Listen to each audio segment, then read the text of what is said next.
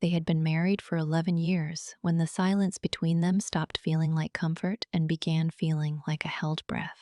Daniel was the kind of man who believed that showing up, physically, reliably, without complaint, was its own form of love, and for a long time Claire had believed that too. But there is a difference between a man who stays and a man who is present, and somewhere in the middle years of their marriage, Claire had begun to feel the weight of that distinction without being able to name it. The tension between them was not the kind that announced itself with slammed doors or raised voices.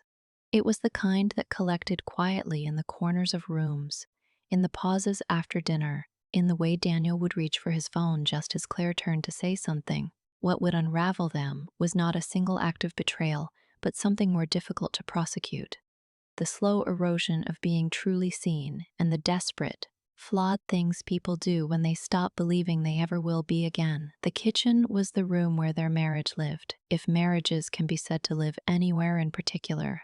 It was where Daniel made coffee at 6:15 every morning without being asked, where Claire left small notes on the refrigerator that had, over the years, migrated from "I love you" to picked up dry cleaning to dinners in the oven. The notes were still there.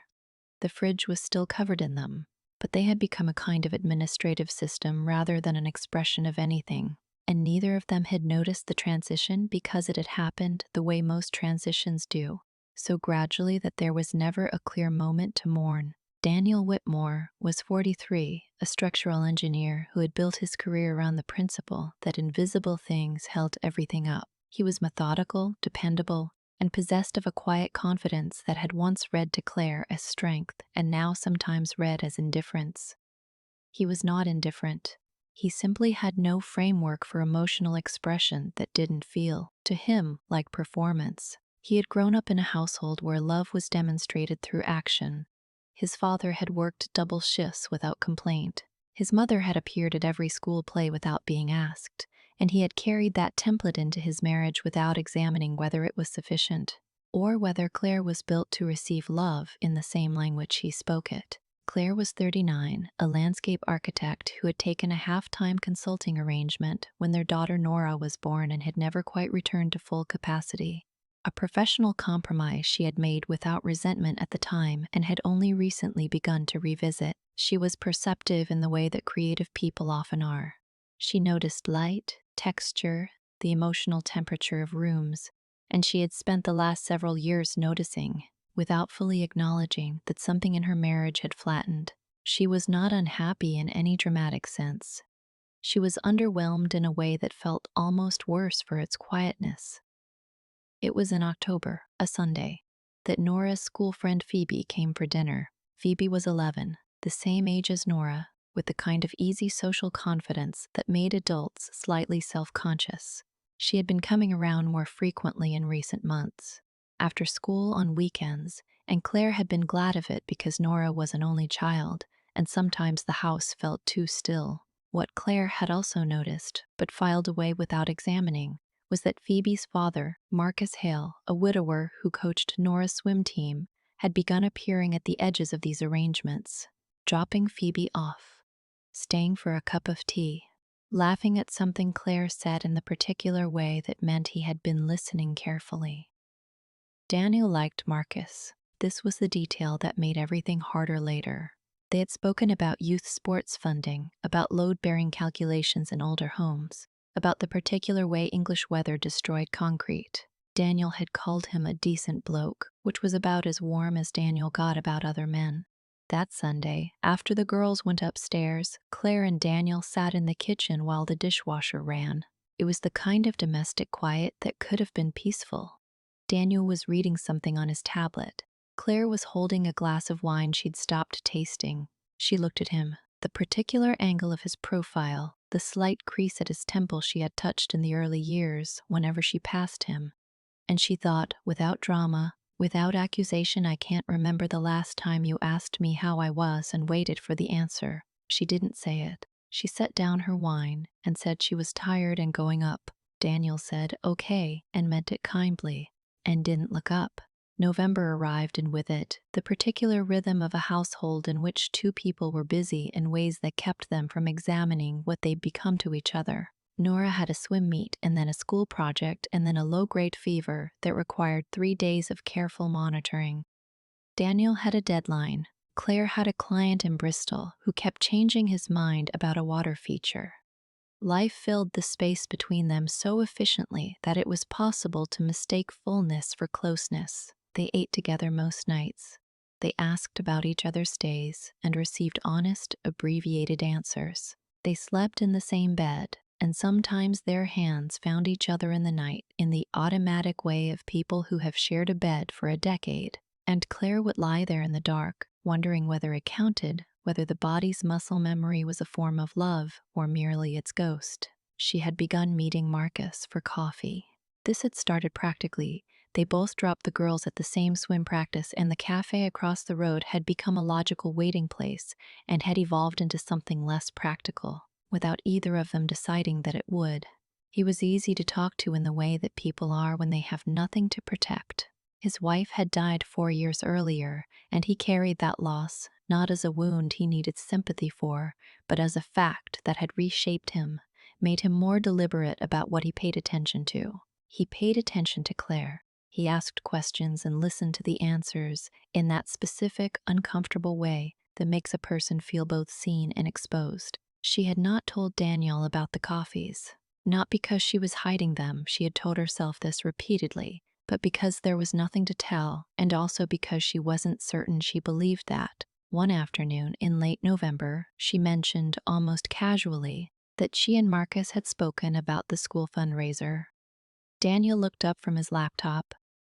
"You two talk a lot," he said. Not accusatory, observational. "He's good company," Claire said. "He listens?" There was a pause. Daniel returned his eyes to the screen. "I listen."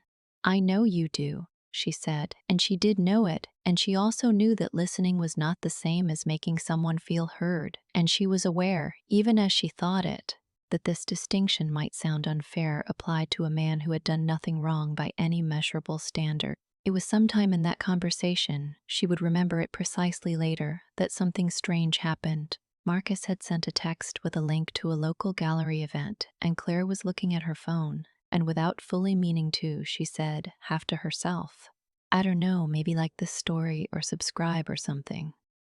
Daniel looked at her. "What?" She blinked. The room reasserted itself around her. The lamp, the hum of the refrigerator, the particular domestic ordinariness of a Tuesday evening. "Nothing," she said. "I don't know why I said that." Daniel watched her for a moment with the expression of a man trying to solve a problem he doesn't have the right tools for. Then he went back to his laptop. The Christmas party for Nora's school was 3 weeks away. Claire had offered to help coordinate it, and Marcus was on the same committee, and she had known this when she volunteered, and she had not allowed herself to look at that fact directly. This was how certain things begin. Not with decisions, but with the gradual accumulation of smaller choices that never feel quite large enough to examine. What Claire felt for Marcus was not love, not yet, or perhaps not ever. She genuinely did not know. What she felt was the terrifying aliveness of being paid close attention. She had not realized how hungry she was for it until someone had offered it. And now the hunger was real and had a shape, and she couldn't pretend it back into something manageable. Daniel, for his part, was not oblivious. He was, however, a man who processed discomfort by waiting to see if it resolved itself, which was both a temperamental habit and a flaw he would not fully reckon with until much later. He had felt the texture of their evening shift, felt something in Claire's quality of presence change. She was both more animated and more distant simultaneously, which he didn't have language for but felt in the body, the way you feel weather before it arrives. He did not ask. He set an extra cup of coffee on the counter for her each morning. He made sure Nora's permission slips were signed. He showed up. He did not ask. It was February before anything was said that couldn't be unsaid. And even then, it was said quietly. In the kitchen, the room where their marriage lived. Nora was at a sleepover. Daniel had come home to find the house empty and Claire's car in the drive. And when he found her, she was sitting at the kitchen table with a cup of tea that had gone cold, not reading. not looking at her phone, just sitting in the way of someone who has been thinking so hard for so long that stillness has become the only available option. He sat across from her. He didn't ask what was wrong because he suspected the answer and was, perhaps, not yet ready to receive it. Instead, he asked if she wanted him to warm up the tea. "No," she said. "Sit with me." So he sat. The refrigerator hummed. Outside, a car passed slowly, its headlights cutting briefly across the window. "I think something has changed in me," she said eventually. "I don't know how to explain it without it sounding like an indictment of you, because I don't mean it that way." "Try," he said. His voice was level. Not cold, he was not a cold man, but careful, the voice of someone holding a structure steady while assessing damage. "I felt invisible for a long time," she said. "Not mistreated, not unhappy exactly, just invisible. Like I've been talking to you through glass." He was quiet for a moment. "I didn't know you felt that way. I know." And this was the part that was hard to say without sounding cruel. "I think I stopped trying to tell you." "And Marcus," Daniel said. Not a question, just the name placed on the table between them. She didn't deny the weight of it. "Nothing physical," she said. "But it isn't nothing. I know it isn't nothing." She looked at him. "I'm sorry." What Daniel wanted to do, and what a certain version of him might have done, the younger, more defended version, was to reduce this to a comprehensible injury, to feel righteously wronged and respond from that position. What he found instead was something more complicated and harder to metabolize: grief. He was grieving something he couldn't precisely name, some version of their life that had apparently been decaying while he was under the impression it was merely quiet. "I've been showing up," he said, and there was something raw in it, not accusation, but bewilderment. "I know," she said again. "You have. That's real." She wrapped both hands around the cold cup. "But showing up isn't the same as being here in the way I needed." He didn't argue. Part of him wanted to say that she should have said so, should have asked for more, that he couldn't have known what she didn't tell him. All of this was true. None of it felt like enough to say. "What do you want to do?" he asked. The question surprised her with its straightforwardness. She had expected hurt to arrive differently, louder, more oblique. She had perhaps been expecting a version of Daniel that he wasn't, which was its own kind of indictment. "I don't know," she said. "I think I need space to figure out what I've become, what we've become." He stood up slowly, the way men do when their joints have absorbed a shock the rest of them hasn't quite caught up with. He went to the sink and stood with his back to her, looking out at the garden. Her garden, the one she had designed with a precision and care she had never entirely turned toward their marriage. "I'll sleep in the spare room," he said. She hadn't asked him to. He'd made the decision himself, and it was the kind of decision, self-contained, quiet, dignified, that made her feel, briefly, the particular guilt of having underestimated someone. By April, they had told Nora that they were having some time apart, which was true in the narrow sense.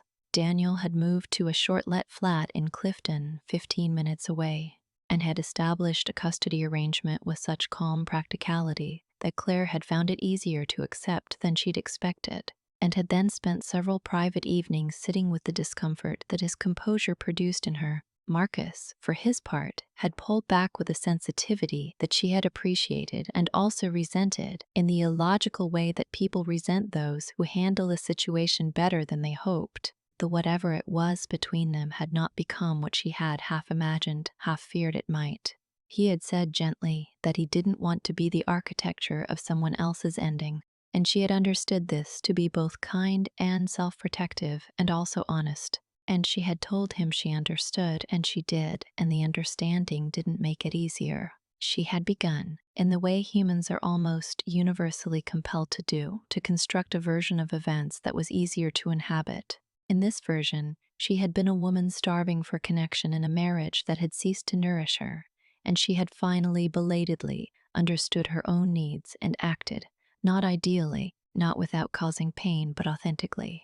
Her friend Rose, who had always found Daniel a little too contained for comfort, had listened to this version with supportive nods. Her mother had been less accommodating. "He sounds like a decent man who didn't know how to read your mind," her mother had said, which Claire had found reductive and had spent 2 weeks quietly furious about before conceding, in the privacy of 3 a.m., that it wasn't entirely wrong. The complication of the narrative, the part she never quite said out loud, was that she had also been unavailable. Not in the same register as Daniel, but in her own way. She had withdrawn her need for intimacy rather than risking its expression. She had let years pass without saying "I am lonely" in this marriage because saying it would have made it definitively true and would have required Daniel to either rise to it or fail, and both outcomes had frightened her. She had chosen instead to let the feeling accumulate until it sought its own exit. Daniel, in his flat, was doing something Claire wouldn't have predicted. He was thinking, not in the analytical problem-solving mode that had defined most of his adult engagement with difficulty, but in the uncomfortable, less productive way that required sitting with things without resolving them. He had called his older brother twice, which was twice more than he had called him in the previous 3 years. He had started running again, not for fitness, but for the specific quality of physical exertion that made thought possible without making it mandatory. He was not angry at Claire, or rather, the anger came and went, tidal, and between its visits he was left with something more complicated. He had been loved, he thought. He believed that, and he had loved in return, in the only language he had fluently spoken. The failure was not one of intent, but of translation, and he was old enough to understand that this made it no less of a failure. Nora stayed with him every other week and seemed, with the adaptability of children who trust that adults have a plan, to be managing. She had taken to reorganizing his bookshelf on Saturday mornings, which was both unnecessary and a comfort.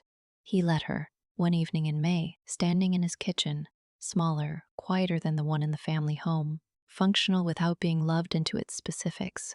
He was washing up after dinner and felt something shift in him, not a dramatic realization, more like a bone that had been set wrong finally releasing into something like correct. He had spent 11 years being present in all the ways he knew how to be present, and it had not been enough. And the thing he needed to reckon with was not whether this was fair, but whether it was true. It was true. The acknowledgement cost him something, and he stood there a moment in the cost of it, hands still in the water, and then he finished washing up and dried his hands and went to call Nora about the weekend. They met in September, at a cafe near Nora's school, a neutral location chosen with the careful diplomacy of two people who had once known each other's bodies and were now negotiating the terms of something more formal. The divorce paperwork was largely settled. This was meant to be about Nora's secondary school application, and it mostly was. Claire arrived first. She had cut her hair shorter over the summer, a change that Daniel noticed with the precise attentiveness of someone who is no longer permitted to say so. He had lost some weight without intending to, and looked, in the unfair arithmetic of these things, well. They ordered coffee. They discussed the school list. They agreed on the first choice without disagreement, which would have surprised their earlier selves, who had disagreed about most things with the low-level friction of two people who are too similar to be comfortable and too different to be easy.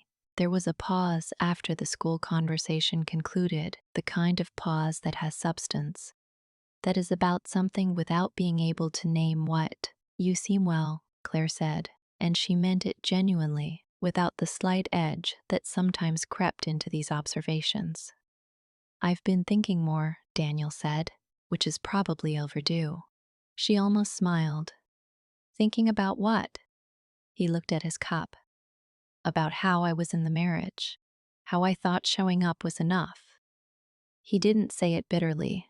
It was factual, the kind of statement a man makes when he's been over the ground enough times that it no longer requires emotional scaffolding. "I kept waiting for the problem to declare itself so I could fix it, and it didn't, and I didn't ask. I didn't say," she said. "No." He looked up, "But I didn't make it easy to say." This was the moment that undid her a little, not because he was blaming himself, he wasn't, particularly, but because it was the first time in years she had heard him speak directly into the interior of something without flinching or deflecting into practicality. It was the man she had needed years earlier, and here he was, assembled in the wreckage of their marriage rather than during it, which was the particular cruelty of growth that comes too late. "I've been telling myself a version of things," she said carefully, "that makes me more sympathetic than I probably deserve." He didn't rush to reassure her. He let the statement sit, which was a new thing, and she recognized it as a thing she had asked for. Not in those words, not directly, never directly, and received too late. "I think we both have," he said. Outside, the September street was doing its ordinary work. Children in uniforms, a man walking a small dog, a bus pulling away from the stop. The ordinary world had continued while they dismantled theirs, which was always mildly shocking, how little the world registered private catastrophes. "I want us to be okay," Claire said. For Nora, but also, she stopped. "I know," Daniel said. She wasn't sure he did, but she was no longer sure it mattered that he did. Some sentences don't need to complete. Some things are communicated better in the incomplete form. They paid separately. They walked out together and stood briefly on the pavement, autumn, doing its slow turn in the trees along the road. Daniel put his hands in his pockets. Claire pulls her jacket closer. "Same time next month," he said. For the school stuff, he meant. For the scheduled, organized coordination of a shared life that was no longer a shared life. "Yes," she said. He nodded and turned to walk toward his car. She watched him go, the familiar angle of his shoulders, the particular way he moved through space, steady and self-contained and carrying something he would not put down. And she thought, with a grief that was quiet and without resolution, "I knew who you were. I just didn't know how to want that until it was the wrong time to want it." She didn't say it. The street filled the silence between them, and then he was around the corner, and then he was gone. She stood there another moment before she turned and walked the other way, into the rest of whatever came next.